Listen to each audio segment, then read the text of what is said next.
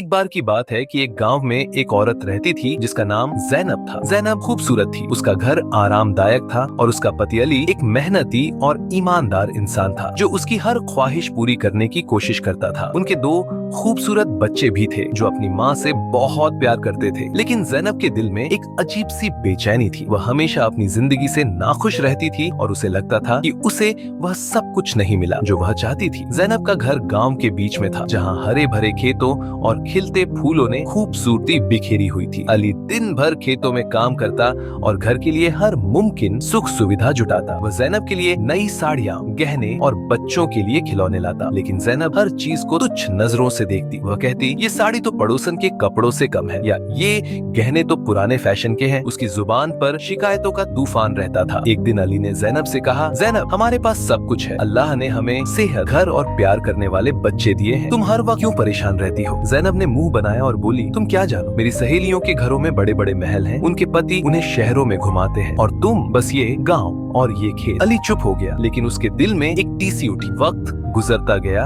और जैनब की नाशुक्रगुजारी बढ़ती गई। वह अपने बच्चों से भी चिड़चिड़ी रहने लगी। अगर बच्चे खेलते हुए उसके पास आते तो वह उन्हें डांट देती, दूर हटो, तुम्हारे शोर से मेरा सिर फट रहा है। बच्चों के मासूम चेहरे मुरझा जाते, लेकिन वे फिर भी अपनी माँ से प्यार करते। गांव वाले भी जैनब की आदत से तंग आ चुके थे। वह हर वक्त दूसरों के घरों की तारीफ करती और अपनी जिंदगी को कोसती। एक दिन गाँव में एक बुजुर्ग औरत आई जिनका नाम बीबी फातिमा था। वह अपनी हिकमत और सच्चाई के लिए मशहूर थी। गांव वालों ने उन्हें जैनब के बारे में बताया। बीबी फातिमा ने जैनब के घर का रुख किया। जैनब ने उनका स्वागत तो किया, लेकिन उसके लहजे में वही शिकायत थी। बीबी, आप तो हकीम हैं, बताइए मेरी जिंदगी इतनी अधूरी क्यों है? बीबी फातिमा ने मुस्कुराते हुए कहा, बेटी, तुम्हारे पास वह सब है जो बहुत से लोग मांगते हैं, लेकिन तुम्हारा दिल शुक्र से खाली है। जैनब ने हंसी उड़ाई और बोली, शुक्र किस बात का? इस गाँव की जिंदगी का ये तो कोई जिंदगी नहीं। बीबी फातिमा ने एक गहरी सांस ली और बोली, अच्छा, मैं तुम्हें एक राज बताती हूँ। गांव के जंगल में एक जादुई तालाब है। कहते हैं कि जो उसमें अपनी ख्वाहिश मांगता है वह पूरी होती है, लेकिन याद रखो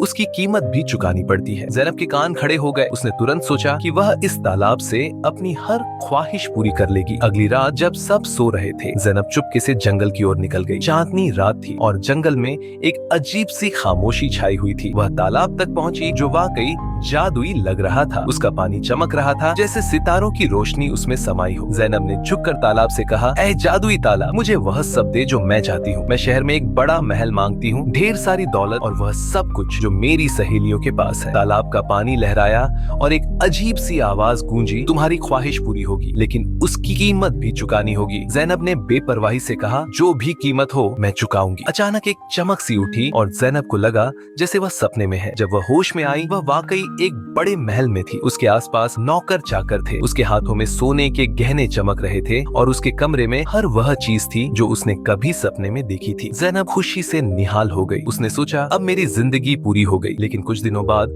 जैनब को एक अजीब सी बेचैनी होने लगी। उसके महल में कोई हंसी की आवाज नहीं थी। उसके बच्चों की शरारतें, अली की प्यार भरी बातें और गांव की सादगी गायब थी। वह अपनी सहेलियों से मिलने गई, लेकिन वे सब उससे जलन करने लगी। जैनब के नौकर चाकर उसकी हर बात मानते, लेकिन उनकी नजरों में प्यार नहीं था। वह अकेली पड़ गई। एक रात जैनब ने सपना देखा। उसमें वह अपने पुराने घर में थी जहाँ उसके बच्चे उसके साथ खेल रहे थे और अली उसे प्यार से देख रहा था। वह रोते हुए जाग गई। उसे एहसास हुआ कि उसने जो कुछ खोया वह दौलत से कहीं ज्यादा कीमती था। वह दौड़कर जंगल के तालाब तक गई और रोते हुए बोली, ऐ जादुई तालाब, मुझे मेरी पुरानी जिंदगी वापस दे दो। मैंने गलती की। तालाब की आवाज गूंजी, तुमने अपनी ख्वाहिश की कीमत चुका दी, अब वापसी मुमकिन नहीं। जैनब के पांव तले जमीन खिसक गई। उसने रोते हुए कहा, मैंने क्या खोया? आवाज ने जवाब दिया, तुमने अपना घर, अपना परिवार और अपने दिल का सुकून खो दिया। जैनब वापस अपने महल लौट आई, लेकिन अब उसकी दौलत उसे बोझ लगने लगी। वह हर रोज तालाब के पास जाती